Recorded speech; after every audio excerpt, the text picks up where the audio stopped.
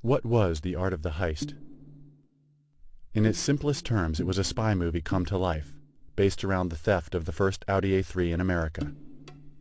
A spy movie that you didn't just watch on screen, but one that you could actually participate in. A story that went from the virtual world to the real world and back. This living movie started with a live theft at the Audi dealership on Park Avenue. If you had been walking by that night, you would have seen two goons smash the window and make off with the A3. You would have seen security guards run after a suspect, hand out wanted flyers, and put up police tape.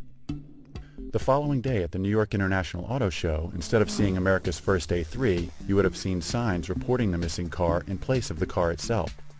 If you had asked the attendants at the show what happened, they would have shrugged, not knowing themselves if this was real or not. Checking auto enthusiast websites, you would have read bloggers from around the world reporting the story of the missing A3. A few weeks later, you might have noticed billboards, newspaper ads, and wild postings appearing, asking for your help in locating the car. While watching TV one night, you might have seen this oddly awkward yet sincere television commercial. Attention! A series of events has led to the disappearance of a red 2006 Audi A3. If you have any information regarding its location, please contact Audi of America immediately at audiusa.com/A3 or call 1-866-OK-RECOVER. This car is equipped with dual clutch DSG, open sky system, Audi Nav Plus, and 2 SD card slots. Thank you. Finally, deciding to investigate the missing A3 for yourself, you visit the website, audiusa.com/A3. You would have learned that Audi had mysteriously contracted a firm specializing in the recovery of high-end stolen art, LastResortRetrieval.com, a company run by sexy Nisha Roberts and geeky Ian Yarbrough. Their site contained thousands of pieces of information, all of it seemingly legit. Telephone calls, faxes, messages, receipts, photographs, everything. Further investigation would have confirmed the legitimacy of Last Resort Retrieval, as their services had been advertised in the classifieds of high-end magazines for months.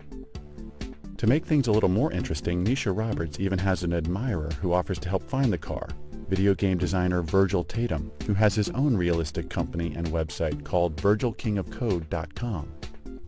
He was interested in designing a game based around Nisha's exploits, but that wasn't all. He wants to get the car back in hopes of striking a lucrative deal with Audi that would allow him to put their cars into his games. If you had been at E3, the largest video game expo in the world, you would have been able to talk to Virgil, ask him questions in person, see him meet real video game designers, and give an interview in character that was aired on the VH1 Top 20 Video Countdown. But no matter where you came into the story, you would have met Todd, a blogger who had been intently following the action from day one. A character who acted as a modern-day Greek chorus, neatly and cleanly laying out the information so that you could catch up on what you had missed and continue to learn more. From his site, you might have stumbled onto the viral films hidden in emails, like Easter eggs, that would allow the casual observer to follow the story like a traditional movie.